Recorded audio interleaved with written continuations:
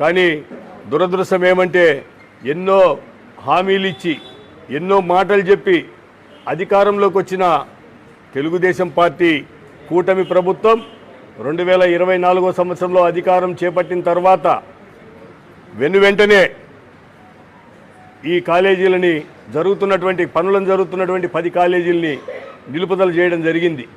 1 సంవత్సర కాలం జరుగుతున్న పనులన్నీ ఆఫ్ చేసినారు. ఆపిన తర్వాత దుర్మార్గంగా ప్రజలకు ఆరోగ్యాన్ని దూరం చేసేటువంటి పేద బడుగు బలహీన వర్గాల మధ్యతరగతి కుటుంబాల బిడ్డలకు వైద్య విద్యను దూరం చేసేటువంటి ఆ కాలేజీలని దూరం చేస్తూ దుర్మార్గమైనటువంటి నిర్ణయం తీసుకొని వాటిని పీపీపీ పద్ధతిలో ప్రైవేటు వారికి అప్పజెప్తున్నాము అని చెప్పేసి ఒక దుర్మార్గమైన నిర్ణయం తీసుకున్నారు. దాన్ని వ్యతిరేకించిన వైఎస్ఆర్ కాంగ్రెస్ పార్టీ అధ్యక్షులు మాజీ ముఖ్యమంత్రి వర్యులు శ్రీ వైఎస్ జగన్మోహన్ రెడ్డి గారు ప్రజల పక్షాన నిలబడి దాన్ని వ్యతిరేకించినారు.